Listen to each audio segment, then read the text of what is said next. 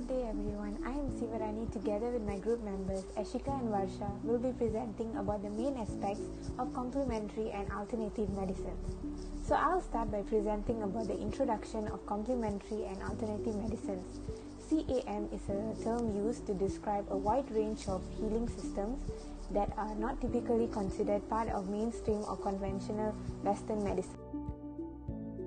The goal of conventional medicine is to find the physical cause of a disease and to treat it, and the terms complementary medicine and alternative medicine sometimes mean the same thing, but they have different implications. Complementary medicine refers to therapies used in combination with conventional medicine, while alternative medicine is used in place of conventional medicine. An example of complementary medicine is using the hypnotherapy, which is also known as the hypnosis, together with pain medications to reduce anxiety and enhance relaxation in people recovering from severe burns. So next, the example of alternative medicine would be following a special diet and taking herbs or vitamins rather than medications to treat attention deficit hyperactive disorder.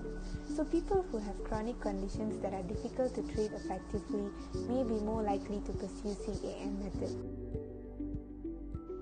Hi everyone, I'm Eshika Ellyson and I'll be sharing about the different elements and components of complementary and alternative medicine. There are varieties of elements and components of CAM. Alternative systems of medical practice is one of them, which include traditional Chinese medicine, Ayurveda and also homeopathy. Therefore, I'll be sharing about these three types of CAM. Alternative medical system is a complex system of theory and practice that has evolved apart from and earlier than medicine. Today, traditional Chinese medicine and Ayurveda have developed into Eastern culture while homeopathy is now known as Western culture. So firstly, TCM is also called as Oriental medicine, commonly used among Asian population. This practice considers patients' physical and mental emotional symptoms based on theory, treatment and also prevention. And therefore each person is treated individually. TCM doesn't focus on science and medicine. Instead, it's based on balance, harmony, and energy. The theory of TCM includes Qi. This is called life energy or vital energy. The belief is that it runs throughout your body, it's always on the move and constantly changes. TCM treatments often focus on ways to promote and maintain the flow of Qi. Yin and Yang is also one of the theories in which the belief is that everything in life has a little bit of its opposites. Meanwhile, the treatment of TCM are such as acupuncture, herbalism, tuina, known as Chinese therapeutic massage, and also moxibustion. Acupuncture uses needles to stimulate the meridians and points to prevent and treat disease and regulates the function of immune system. Herbalism or herbal med is made up of natural materials from food or plant that has specific function of treatment. Tuina uses a variety of hand techniques on the affected area to improve the flow of qi and blood, reducing swelling, stimulate healing of the injured area, relieve pain and muscle tension. Meanwhile, moxibustion is the burning of dried mugwort or moxa on specific points, either direct or indirectly on the body for specific treatment. Next, Ayurveda is a healthy lifestyle system that people in India have used for more than 5,000 years. Ayurveda emphasizes good health and prevention and treatment of illness through lifestyle practices such as massage, meditation, yoga, and dietary changes, and the use of herbal remedies. It is known as knowledge or science of life that attributes all diseases as due to imbalance of life energies or doshas such as space, air, water, fire, and earth. Treatments of Ayurveda include Rasayana, the use of herbs, Abhyanga, oil massage, Sirodhara, liquid pouring on forehead, and yoga. Oil massage increases circulation and calm nerves along with making skin smooth and soft. Sirodhara improves sleep quality and reduce stress. Meanwhile, aromatic oils strengthen the immune system and stimulate energy circulation in the nervous system. Now we move on to homeopathy, which is the use of medicine made from natural substances such as animals, vegetables, and also minerals. It is a medical system based on the belief that the body can cure itself. People believe that these substances used stimulate the healing process of the body. This principle states that if a substance given in large doses induces specific disease symptoms in a healthy person, then the same substance, given in small doses, will cure the disease in those who are ill. In other words, symptoms can be cured by medicines that create similar symptoms where every person has their own remedies that stimulate the body's natural healing process. Hi, my name is Varsha. Alternative medicine includes a group of diverse healing and preventive practices that are not part of traditional or conventional medicine. Complementary medicine are practices that are used with conventional medicine.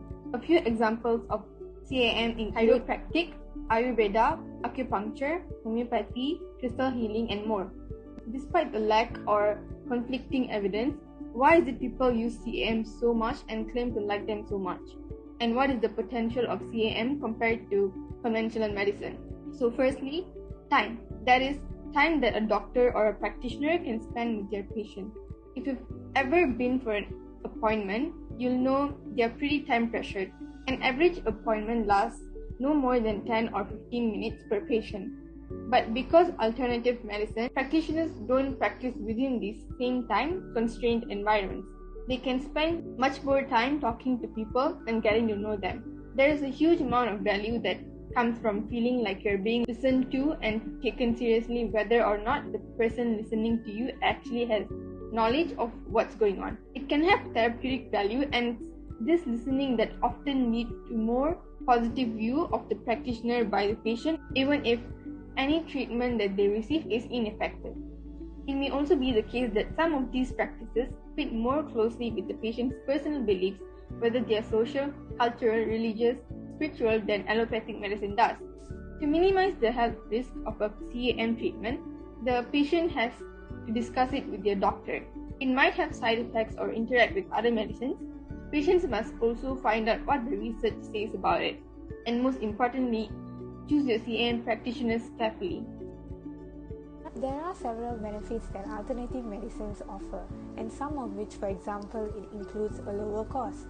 And alternative medicines therapies are less costly than the conventional medical treatments. And even though some alternative therapies are non-inexpensive, many herbal remedies and other natural treatments still charge less than prescription treatments and also the medication. In conclusion, in consideration of the whole universe of CAM, some institutions have developed centers for alternative and complementary medicine to satisfy their patients or customers who are willing to try them. CAM has become increasingly popular in Malaysia and widely used among individuals with cancer, especially breast cancer patients. Complementary medicine is used in addition to conventional medicine, while alternative medicine is used as replacement of conventional medicine. Besides, awareness about the use of CAM should be raised among healthcare providers, and they should be encouraged to be involved in open communication with their patients about the use of CAM. Together with a quantitative approach, a qualitative approach is recommended as it would explore the greater depth of information about this issue in Malaysia. That is all from our group regarding CAM. Hopefully you guys enjoy it, and thank you for watching.